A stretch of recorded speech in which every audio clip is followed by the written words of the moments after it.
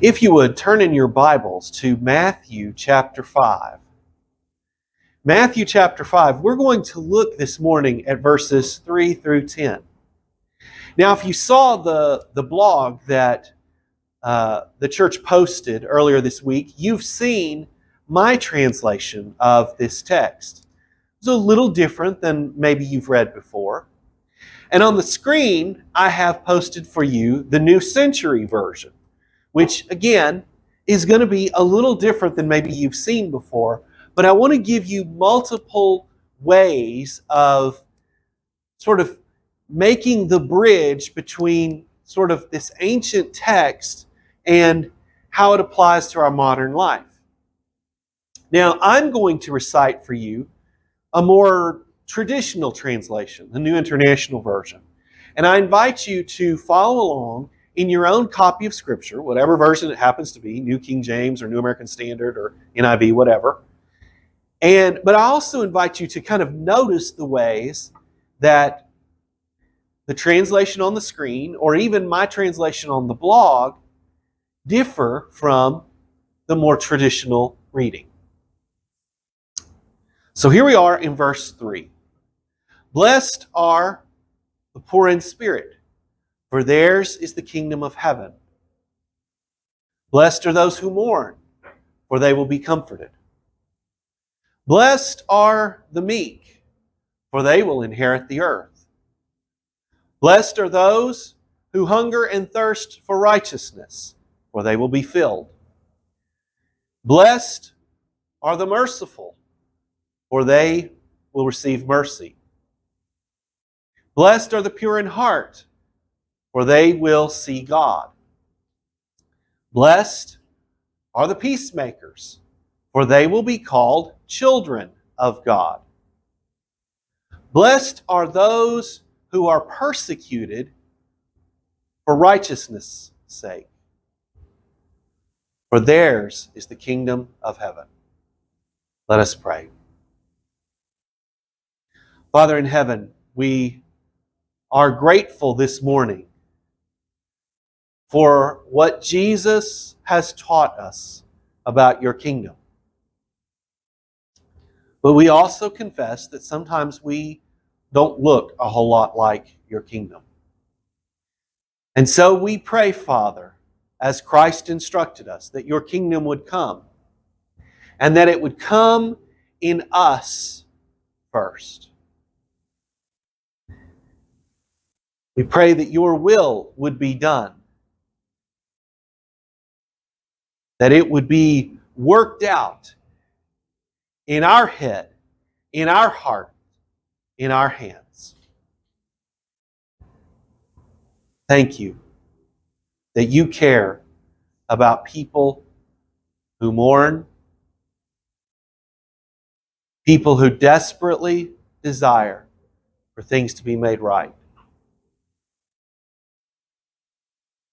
people who show mercy, and people who make peace. Thank you, we love you. And we pray that your peace would be made in our hearts, our homes, and our lives today. In Christ's name we pray. Amen.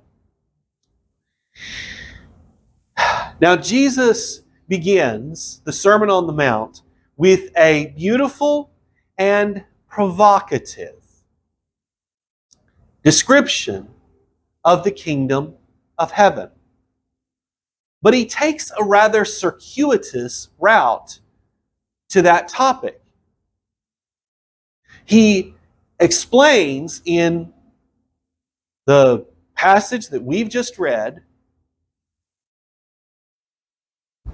both the benefits of the kingdom and the characteristics of those who belong to the kingdom. You might call them citizens in good standing. In so doing, he shows us that the kingdom of heaven meets the deepest needs of humanity. But he also shows us that the kingdom stands over against a lot of the ways that we as humans try to address those needs. So let's begin this morning by looking at the dual context for this pericope. Now, I use that technical term, pericope, instead of paragraph, because this section is poetic, or at least semi-poetic. So if you have a modern translation, you'll see it arranged in sort of verses, like if you were reading poetry, not in sort of a paragraph form. And a pericope is really just a paragraph. It's just a group of verses that all belong together. Okay? Now, what's the background for this pericope? Well, there's two of them, really. The first is the Old Testament's discussion of blessing and cursing. Think about Genesis chapter 12, verses 1 through 3, where God says to Abraham, I'm going to bless you. And not only am I going to bless you, but I'm going to bless all the families, or perhaps we might say better, all the ethno-linguistic groups of the earth through you. Not only that, God says to Abraham, and those who bless you, I will bless, but those who curse you, I will curse. Or think about Deuteronomy 27 and 28. You have this discussion there of blessing and cursing. And God says to the people of Israel, if you do this list of good things, if you follow the law and do what God asks you to do and such, then you will receive this list of blessings. And God actually enumerates them. But if you do this list of bad things, and God enumerates a list of curses that they will experience. And there's more discussions of blessing and cursing throughout the Old Testament. But what do we learn from those discussions? Well, the people who wrote the Old Testament, the people who worshiped God in ancient Israel, they saw blessing as a signifier of God's approval. And with God's approval was supposed to come God's assistance, right? Good things were supposed to happen to you. Likewise, if you were cursed by God, bad things were supposed to happen to you. He disapproved of you, therefore bad stuff was supposed to happen. But there are a couple of things that kind of muddle that picture a little bit, even in the Old Testament. For one thing, blessing and cursing are typically, not always, but typically generalized categories. Now, like we said, Genesis 12, 1 through 3 is talking to Abraham very specifically. And that blessing is going to come through Sarah very specifically. But God very quickly widens out the discussion from just Abraham to a larger category of people. Those who bless Abraham, those who receive what is coming through Abraham. Likewise, in Deuteronomy, you have this discussion of blessed versus cursed. But in the middle of that discussion, you have this warning, among several others. Hey, look, if you're going along and you see a blind person, don't dig a pit for them. Don't put a stumbling block in their way. What's happening here? Well, God is acknowledging that even in the midst of Israel being blessed, there are still going to be people, individuals, who don't experience that blessing, who still struggle with difficult things in their life. Moreover, the Old Testament teaches us that even those who are blessed sometimes do not experience the benefits of that blessing until years or decades or even centuries later. So think about Abraham. God tells Abraham that he's going to bless him, but it's 25 years before Sarah has a son.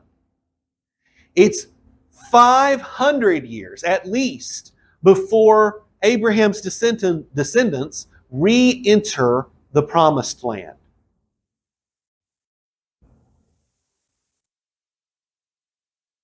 So even though Abraham is blessed, he is approved by God.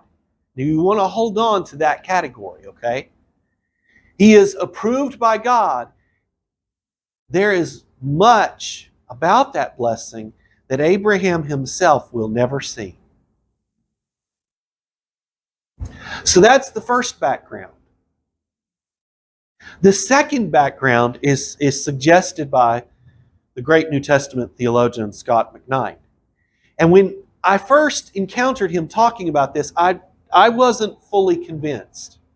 But the more that I think about it, the more that I think he's right.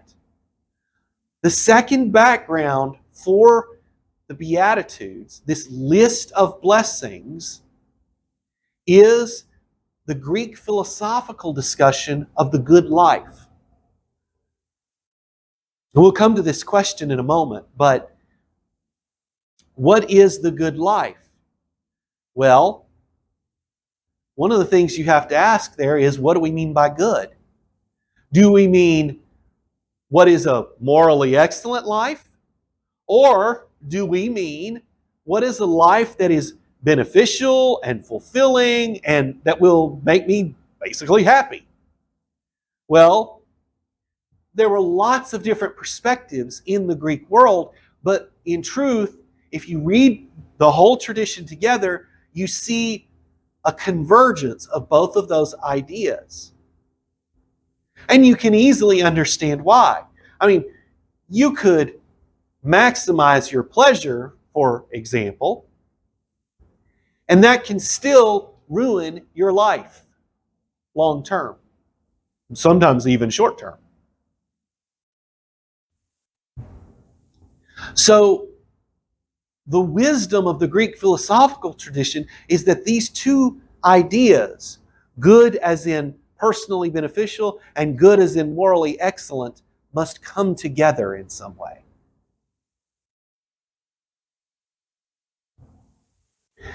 And so, in the end, we have a single question that is evoked by Jesus' introduction to his sermon here. One question. Now notice that I used the word evoked, not asked, because Jesus never actually asks this question. But anybody sitting in the crowd would have had a hard time avoiding it. What is the good life? That's the question bubbling beneath the surface of this discussion. Now, we as humans, we answer that question in a variety of ways. Some of us just want a simple life. We just want safety and comfort for ourselves and our family. We want good health. We want our material needs to be provided. We want healthy, long-lasting relationships. I don't know about you, but that sounds like a pretty good life, right? But some of us are a little more ambitious. In fact, a lot of us are. Maybe we want new and exciting experiences. So we strap a bungee cord to ourselves and jump off of a tower. Some of us want wealth or power or prestige. Some of us want creative or scientific or administrative achievements.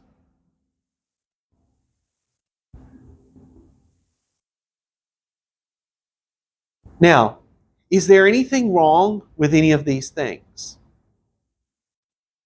No. In fact, that last one on the list is, many people would say, part and parcel of what it means to be human.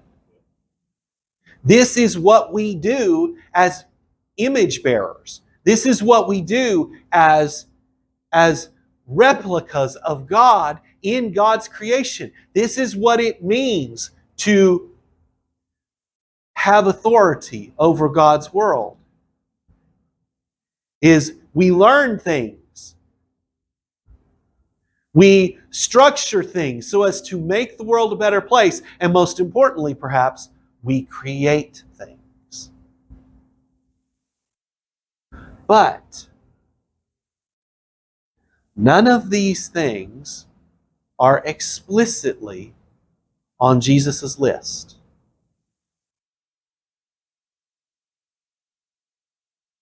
But before we get to that, well, I guess as we get to that, let's look at the benefits of the kingdom. What are the benefits that Jesus enumerates? What is it that Jesus is saying this kingdom life will look like? How will it benefit humanity? Why would we want it? And there are a couple of presuppositions that we need to look at before we look at the list. And they come right from our text, okay? You'll notice this first phrase, already not yet. You better get used to that one, because that is the key phrase in understanding the kingdom of heaven, or in Mark or Luke, the kingdom of God. You can't understand it without it. Because the kingdom has been inaugurated in Christ. And yet, we do not see it fully experienced. So in our text, we see this expressed in a very particular way. Look at verse 3 and then look down at verse 10. Notice what it says. Blessed are the poor in spirit, for the kingdom of heaven belongs, present tense, to them. Blessed are those who are persecuted, for the kingdom of heaven belongs, present tense, to them. The kingdom is a present possession. And yet, look at the rest of the verses in the passage. Look at the rest of the verses in this pericope. Blessed are those who mourn, for they will be comforted.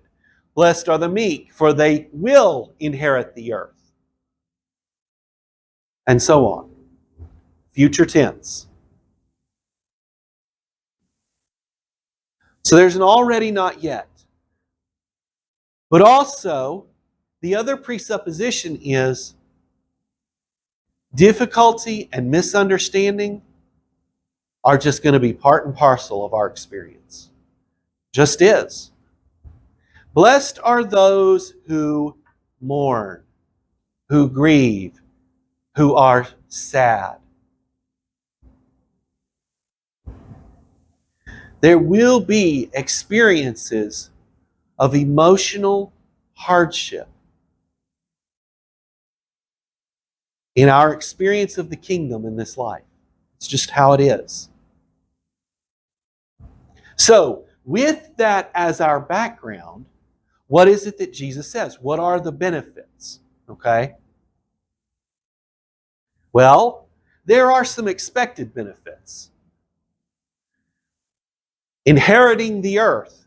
Well, Jesus is just rephrasing Psalm 37:11. So that's right out of the Old Testament. The ubiquity of justice and righteousness. Well, that's what every Jew in the first century hoped for. They wanted to see, just like we want to see sometimes, justice win. In a world where it seemed like injustice won all the time. And of course, any good reader of the Bible knew that we all need mercy, right? We want to receive mercy. But there were some benefits that were maybe a little less expected. Comfort. I'm not sure that people thought of the kingdom of heaven as that it was going to comfort people. But once you realize that our world is saturated with mourning, it makes sense, right?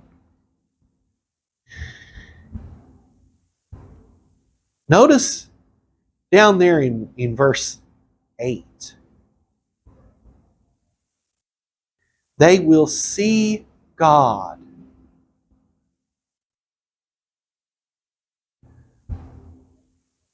Now, if you've read the Bible, you know that the Old Testament is built upon this presupposition that no one can see God. What is Jesus promising here? He is promising a hitherto unavailable experience of God. He is promising something that we cannot now imagine.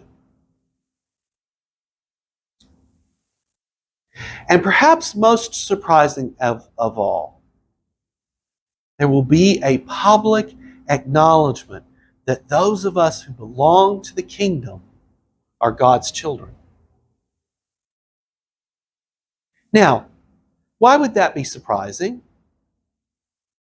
And I can't guarantee you that anybody in the audience caught this, but I'm almost certain that somebody did.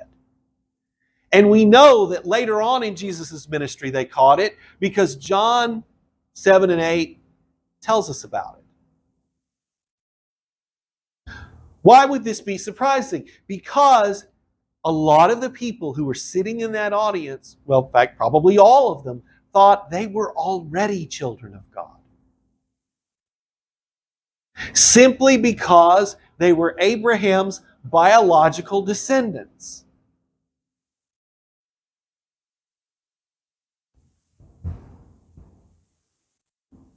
Now, for us, we might look at this, we might be surprised by it because we're kind of like, oh, why does it matter that I would be identified as a child of God? But it means everything. We live in a society that tries to flatten out status hierarchies. You come into any sort of group, whether it be a church like this or the volunteer fire department or the school board meeting, and if you put on airs and act like you're better than everybody else, we will slap you down quick, won't we? Because we're offended by that kind of thing. But the world in which Jesus lived was a world of status hierarchies, and everybody knew where they stood on the pecking order. Well, guess what? Child of God is at the very top. In fact, it is above anything that basically anybody could claim. Oh, kings and emperors of various types tried to claim it, but they weren't children of God.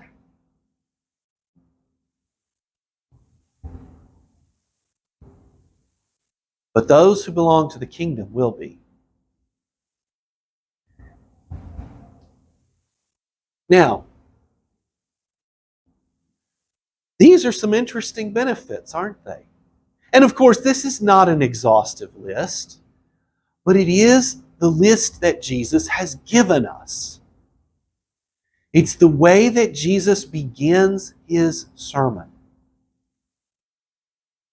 And already we should be thinking, I wonder why.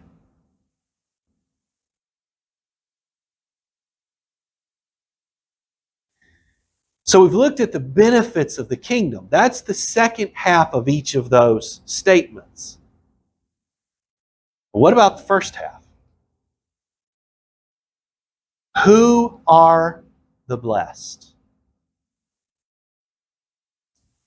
And I realize that we could do a series of sermons on all of these, but this morning we're just going to plow through them and get a big picture, put them all together in the puzzle so that we can see the whole thing of what Jesus is saying.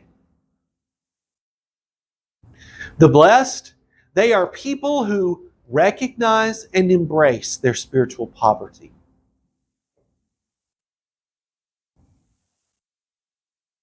They have no pretensions of self-sufficiency. They have no idea that they can save themselves. They realize they can't, and they accept it. They act upon it. Because if I can't save myself, I need to find out who can.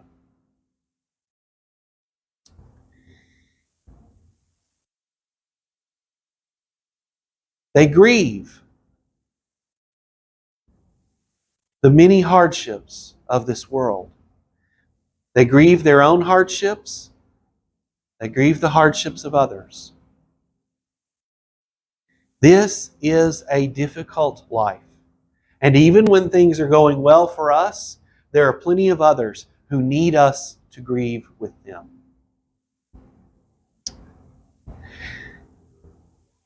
That word meek, even the NIV translates it meek. I wish they didn't use that word because nobody knows what it means. Strangely enough, in spite of a lot of sermons, nobody knows what it means to be meek. The word actually refers to a humility that works itself out in gentleness. Have you ever been around a pompous person? Don't look at anybody around the room. Pompous people are not gentle, are they? They run roughshod, we like to say, over other people. That's the opposite of what we're talking about. We're not really, sometimes you'll hear preachers say, and I heard this all the time when I was growing up, meekness is not weakness. Meekness is power under control. Well, no. This is not about power at all. It's about humility. It's about really bringing that poverty of spirit into our self-understanding and then treating other people in accordance with that humility. The blessed are those who yearn for righteousness in their own lives and justice in our world. Remember, that Greek word that we often translate righteousness, dikaiosune, also means justice.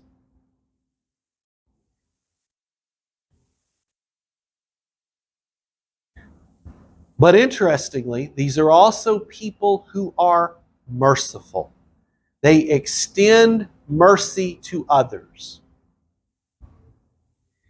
Now, I've said for years that perhaps our eagerness for mercy ought to redefine how we understand justice.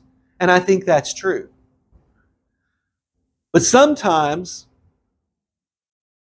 justice needs to redefine how we understand mercy. Because doing justice with respect to one person can be an act of mercy for another.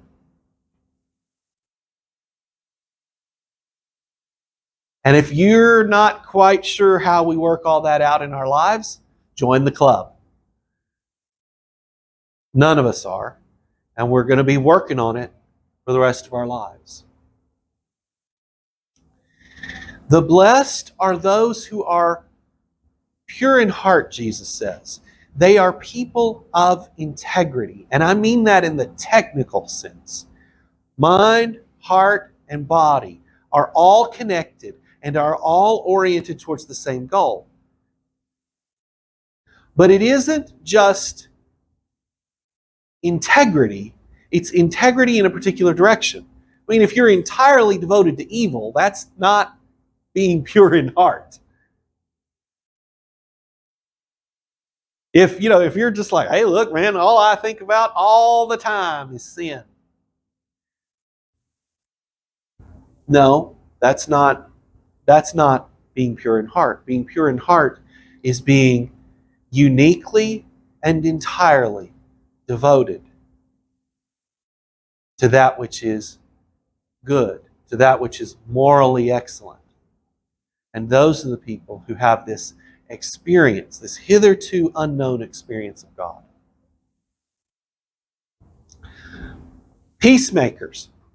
Remember, anytime that you see peace in the New Testament, it has as its background this Jewish idea of shalom, which doesn't just mean peace, but it means wholeness and wellness. So peacemakers, they work for the cessation of hostilities, yes, but they also work for the reconciliation of opponents and for the healing of all. Now, here's the thing about genuine biblical peacemaking. It has to have truth and justice as part of its agenda. So imagine if you went over to the Ukraine right now and said, okay, I'm going to make peace between these warring sides.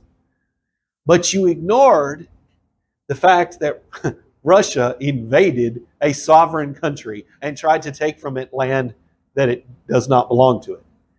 Well, you're not going to be very successful at making peace. And even if you do get the sides to stop shooting at each other,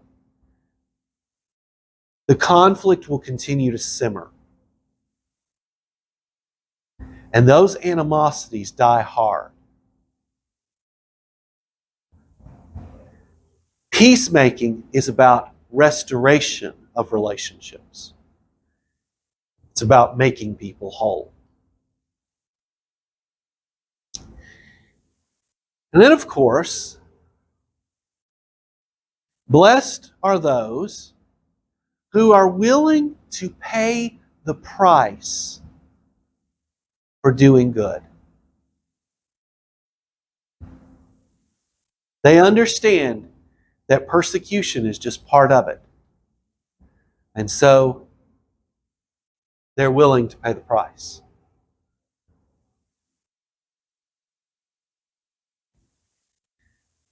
It's an interesting list, isn't it? But what does it teach us about the kingdom of heaven? After all, that's where we started, right? Is that this is about the kingdom of heaven, and we've been talking about all this other stuff. So what does this teach us about the kingdom of heaven? That's how we're going to conclude this morning.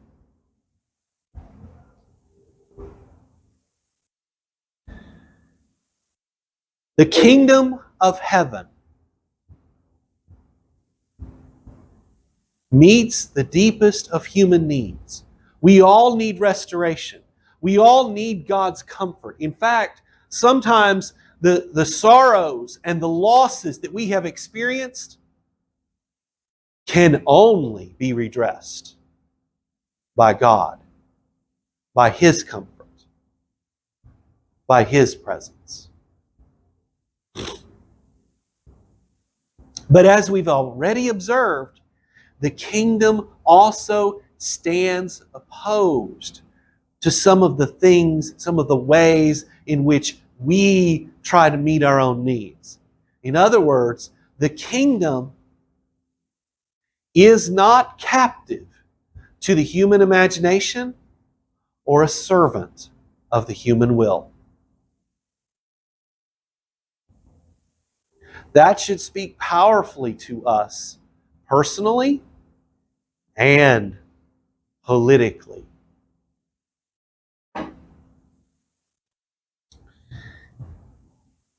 Now, the kingdom is also something that we may not, whose benefits, I should say, we may not experience in the present. Sometimes our experience of the kingdom is delayed. There's no getting around that fact. And that can be really hard because the kingdom both reinforces and upends some of our ideas about the good life.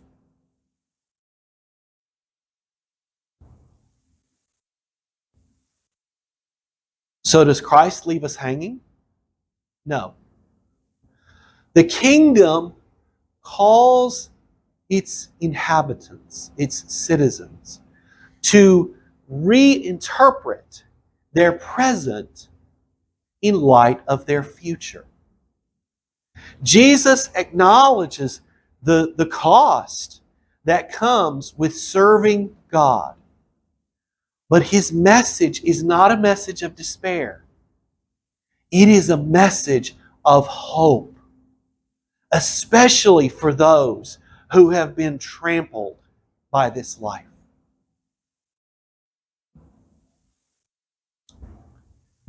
The kingdom also calls us to embrace our own poverty of spirit, to yearn for God's will to be done. We'll come to that in a few weeks when we talk about the model prayer. And to work out our desire to see all things made right by making peace wherever God sends us.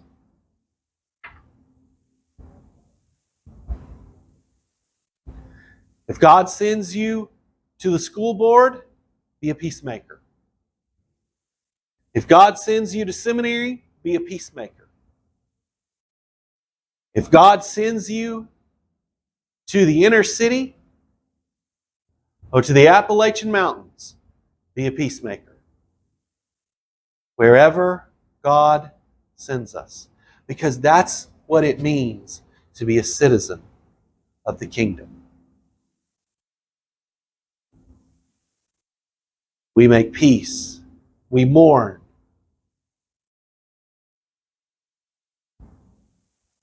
We acknowledge our poverty. We live humbly. And with a purity of heart, we yearn for justice, righteousness, and mercy.